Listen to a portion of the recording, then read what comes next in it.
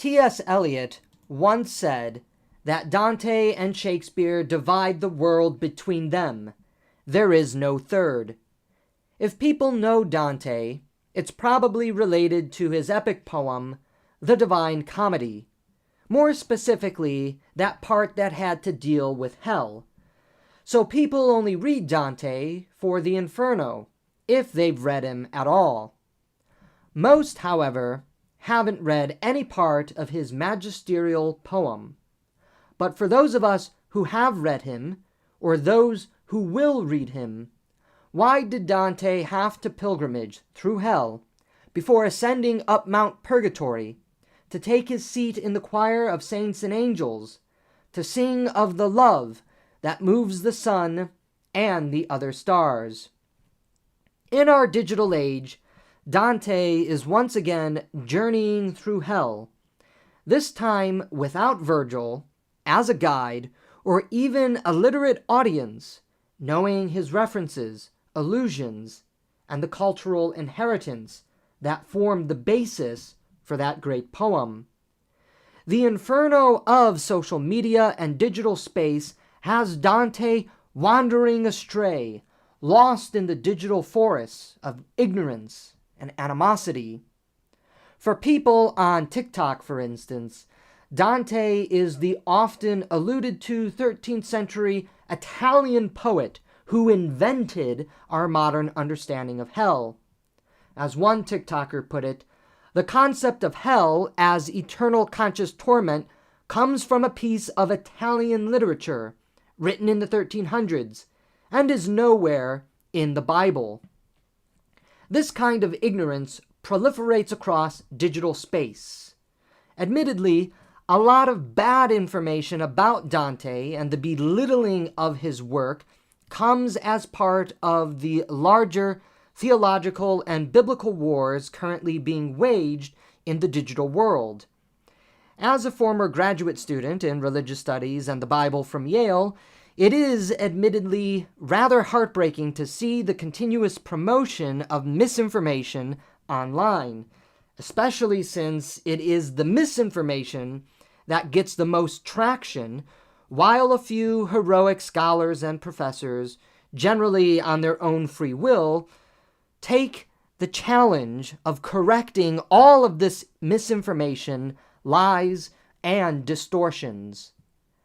On the issue of Dante inventing hell because it is nowhere found in the Bible, a very common retort by online activists with very little to no education in the formation of the Hebrew Bible and the Christian New Testament, the idea of hell as a place of eternal conscious torment is in fact found in Scripture.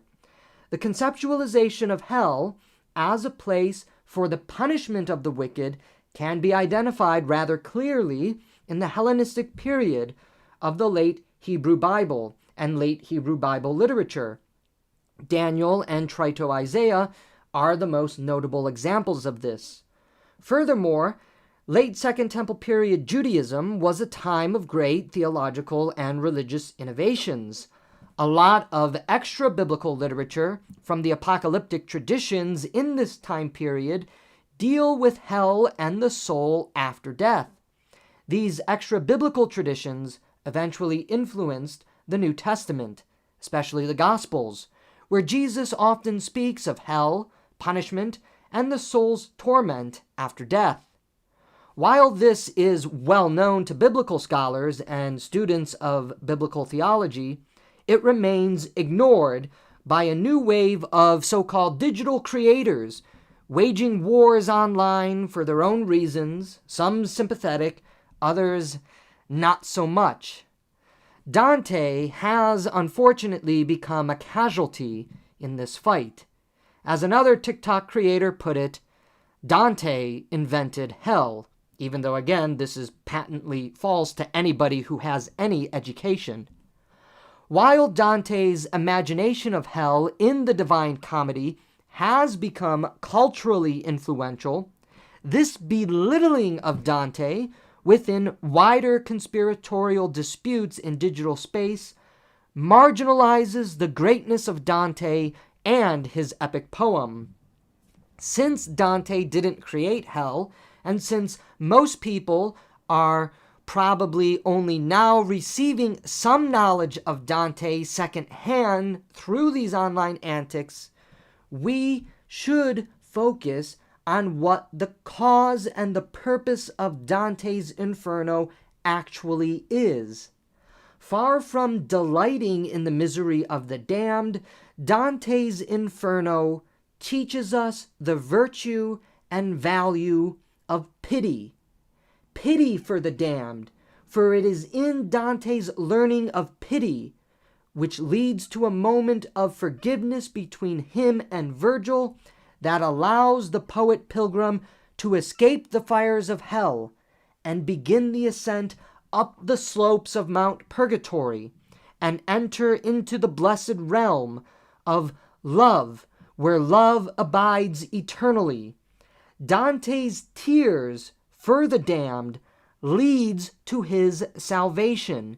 The Inferno is not, as many conspiratorial critics deride, a celebration of those who are suffering, but really a poem teaching us the importance of pity, mercy, and compassion, even for those who are in hell.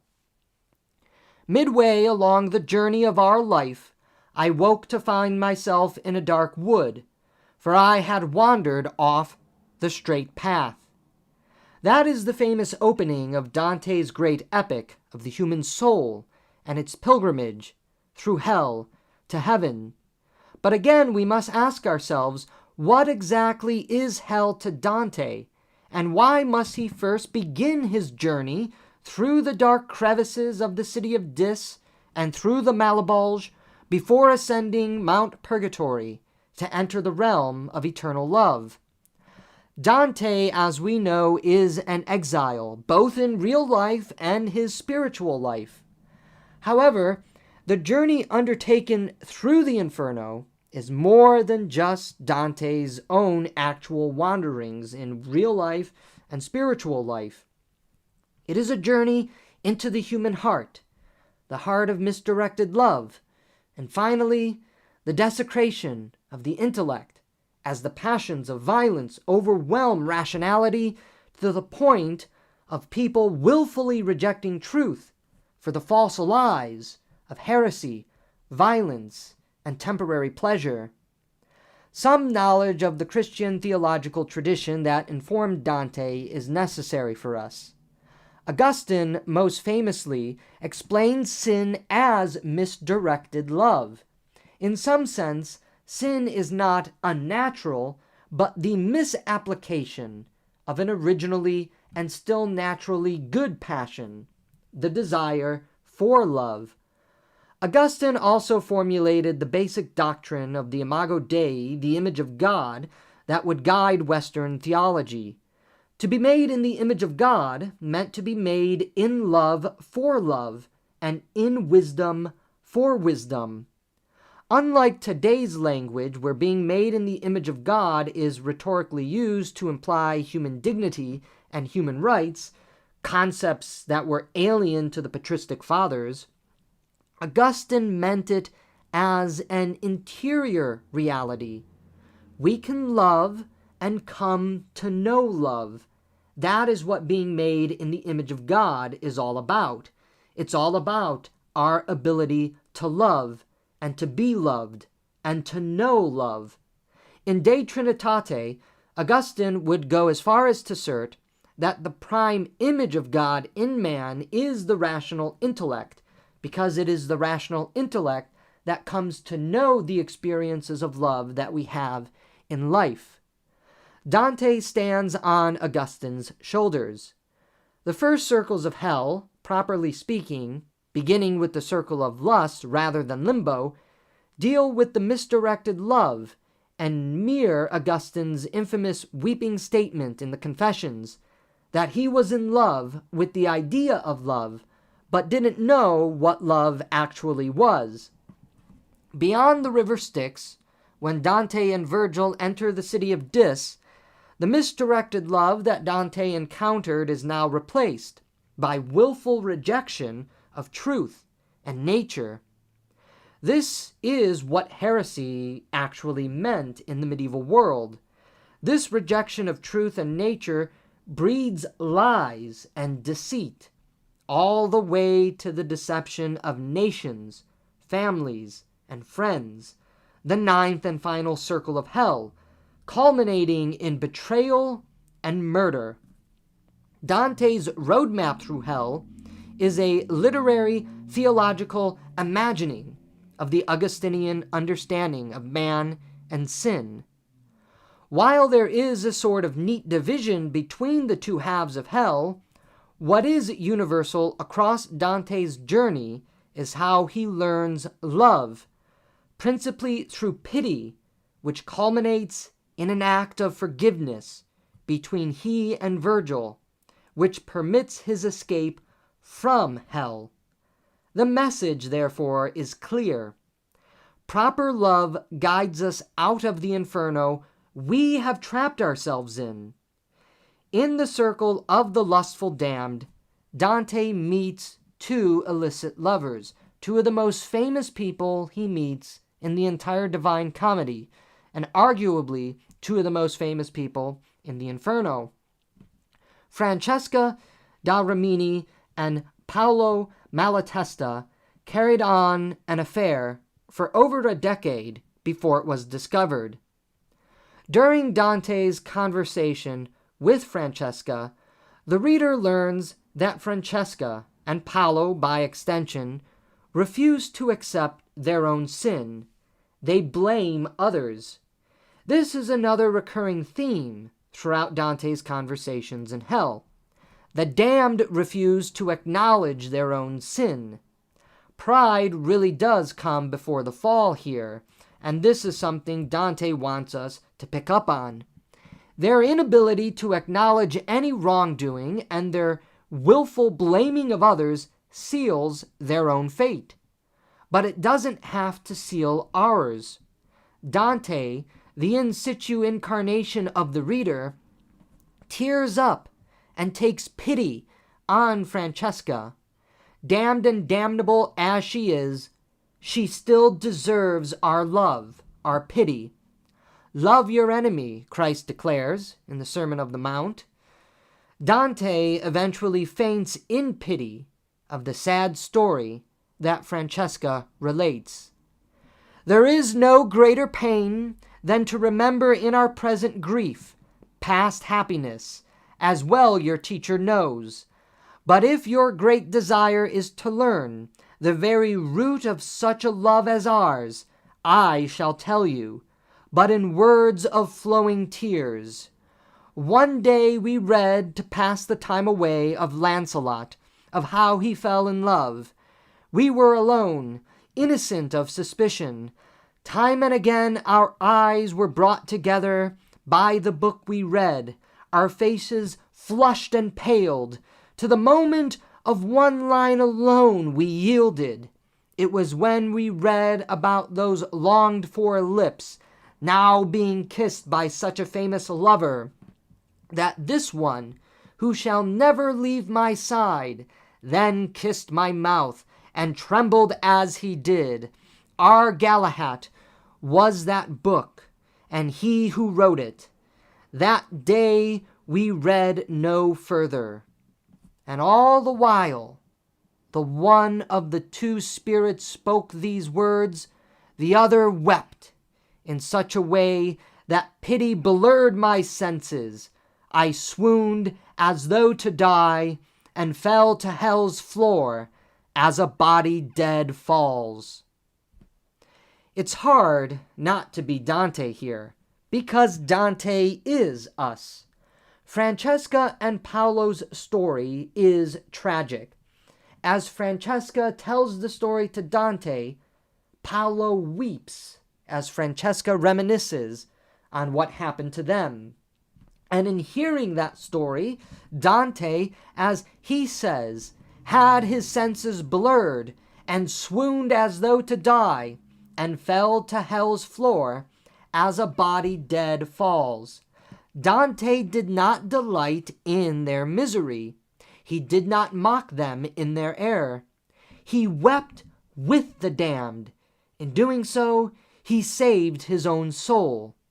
Delight in another's misery, mockery and scorn afflicted unto others, is not the path to heaven. Love is. That is what Dante learns as he journeys through hell. As Dante learns love through hell, his relationship with Virgil changes. Initially, when they first met, there was a lack of trust between the two. Yet this lack of trust is overcome with a compassion that grows between the two great poets. When Dante and Virgil approach the gates of the city of Dis, Virgil, terrified and taking compassion on the foolish Dante, Virgil has by now come to realize a certain spirit of foolishness that governs Dante. He places his arm to shield the pilgrim's poet's eyes from Medusa. Now turn your back and cover up your eyes, for if the Gorgon comes and you should see her, there would be no returning to the world. These were my master's words. He turned me around and did not trust my hands to hide my eyes, but placed his own on mine and kept them covered. Although Virgil still doesn't trust Dante, he does, in this instance, have compassion toward him. He cares for Dante, and Dante begins to recognize, as these words indicate, that Virgil cares for him. This is the beginning of a relationship of love, compassion, mercy, and friendship that is otherwise devoid throughout all the levels of hell. There is no love, there is no compassion, there is no mercy, there is no friendship among the damned. But friendship, love, compassion, and mercy Dante and Virgil begin to have towards each other. And love, compassion, and mercy, pity, is what the two poets begin to have as they converse with the damned.